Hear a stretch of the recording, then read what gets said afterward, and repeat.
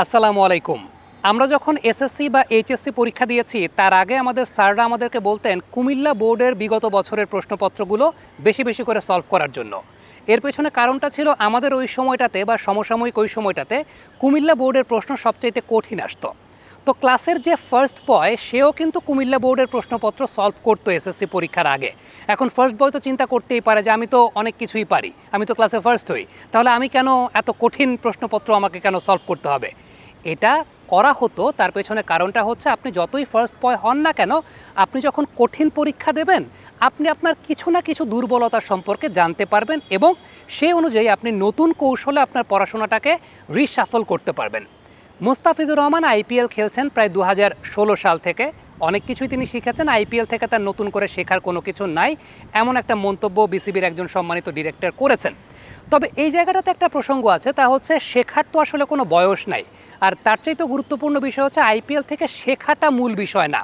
মূল বিষয়টা হচ্ছে আপনি যখন কঠিন পরীক্ষা দেবেন তখন কিছু না কিছু লিমিটেশন সম্পর্কে আপনি জানতে পারবেন এবং সেই অনুযায়ী আপনার ইন্টেন্সিটিটা, অর্থাৎ হাই ইন্টেন্সিভ যত পরীক্ষা আপনি দেবেন আপনার অভিজ্ঞতাটা তত বেশি অর্জন হবে এবং সেই সঙ্গে আপনার নিজের ব্যাপারে কোনো ফেক কনফিডেন্স তৈরি হবে না।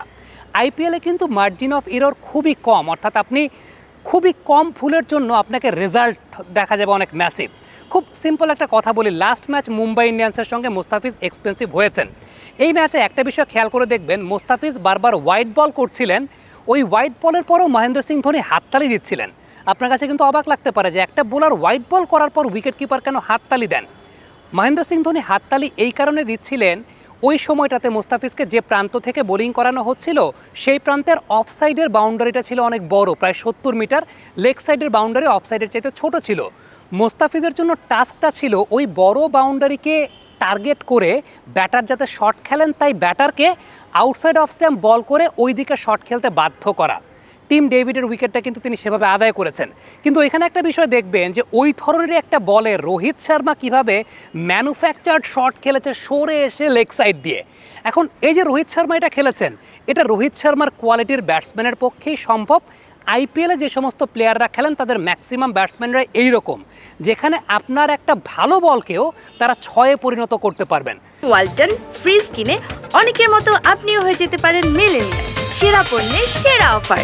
এখন মোস্তাফিজুর রহমান খুব সিম্পল, আমি কাউকে ছোট করছি না, তারপরেও বলি, ধরেন জিম্বাবুয়ের সঙ্গে খেলছেন, জিম্বাবুয়ের সঙ্গে ওই ধরনের বল করলে জিম্বাবুয়ের 10 জন ব্যাটারের মধ্যে 8 জন ব্যাটারি ওই অফসাইডে এক্সট্রা কাভার দিয়ে শট খেলতে গিয়ে ধরা খাবেন। এটা একদম আমরা সিম্পল বলে দিতে পারি। কিন্তু আইপিএলে যে সমস্ত ব্যাটাররা খেলেন রোহিত শর্মাদের মতো, তারা সেই অফ স্ট্যাম্পের বাইরের বল টেনে লেগ সাইড দিয়ে ছক্কা মারার যোগ্যতা রাখেন। এখন মোস্তাফিজুর রহমান শেখার জায়গাটা এইখানে যে আমার সামনে এমন কোয়ালিটিফুল ব্যাটার আছে, আমি এমন হাই ইন্টেন্সিভ গেম খেলছি যেখানে এই ভালো বলটাকেও ছক্কা মেরে দিচ্ছে, তার মানে I have to find another way to succeed.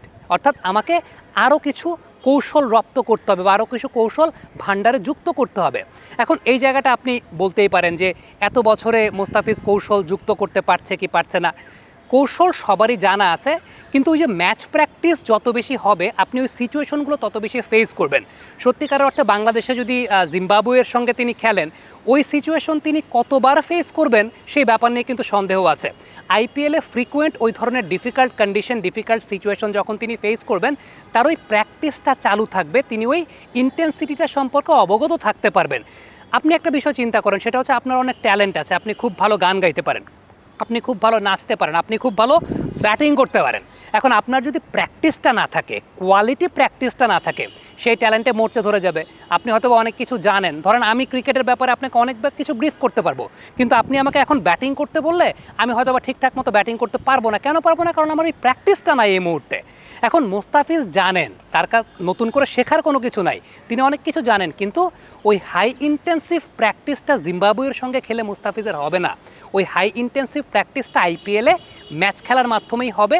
জানা না জানা সেটা পরের বিষয়, সবাই জানেন, ইন্টারন্যাশনাল ক্রিকেট খেলতে এসেছেন, সবাই সব কিছু জানেন। সো এই জায়গায় কোনো সমস্যার কিছু নাই। আরেকটা বিষয় বলি, হ্যাঁ মুস্তাফিজের ফিটনেস একটা কনসার্নের জায়গা, ফিটনেস নিয়ে অনেক কথাবার্তা হচ্ছে, কিন্তু আমার একটা কথা আছে, সেটা হচ্ছে আইপিএলে এক একটা দল প্রায় 4 দিন 5 দিনের ব্যবধানে একটা করে ম্যাচ খেলছে, 4 দিন 5 দিন পর তার একটা করে ম্যাচ খেলছেন। সো সেই জায়গায় ওয়ার্কলোড ম্যানেজমেন্টের জায়গাটা কিন্তু আইপিএলের ফিক্সচারটা ওইভাবেই করা হয়।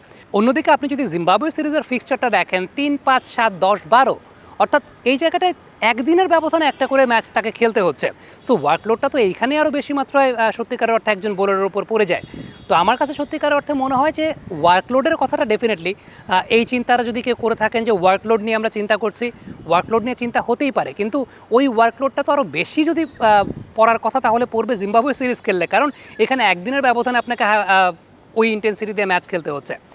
তারপরও আমার কাছে মনে হয় যে বাংলাদেশ ক্রিকেট বোর্ড যদি চিন্তা করে যে মোস্তাফিজকে আমরা 2 ম্যাচ খেলিয়ে আর খেলাবো না, সেটা একটা ভিন্ন বিষয় হতে পারে যে জিম্বাবুয়ের সঙ্গে আমি 2টা ম্যাচ খেলি, আমি কম্বিনেশনটা দেখতে চাই, আফটার দ্যাট আমি খেলাবো না। কিন্তু আমার কাছে মনে হয় যে আইপিএল এমন একটা জায়গা যেখানে সত্যিকারের অর্থে ইনজুরিতে পড়ার পসিবিলিটিটা খুব কম থাকে, কারণ প্লেয়াররা রেস্ট পায়। 4 দিন 5 দিনের ব্যবধানে একটা করে ম্যাচ খেলতে পারে। এখন ওয়ার্কলোডের কারণে তাসকিনকে আমরা আইপিএল খেলতে দেই না, কিন্তু তাসকিনকে আমরা 50 ওভারের প্রিমিয়ার লিগ খেলতে দিচ্ছি। এটা একটা কিন্তু প্রশ্নের জায়গা চলে আসে যে তাসকিন তাহলে প্রিমিয়ার লিগ কেন খেলছেন? অলমোস্ট একদিনের ব্যবধানে 50 ওভারের ম্যাচ একটা করে খেলতে হচ্ছে, সেটা কিন্তু আরও বেশি মাত্রায় ওয়ার্কলোড জেনারেট করে। থ্যাংক ইউ ভেরি মাচ আমাদের সঙ্গে এতক্ষণ থাকার জন্য। দর্শক, আপনাদের কাছ থেকে মন্তব্য মতামত জানতে চাই এবং দিন শেষে যেটাই হোক সেটা ক্রিকেটের ভালোর জন্য হোক, বাংলাদেশ ক্রিকেটের ভালোর জন্য হোক, সেই প্রত্যাশা করি।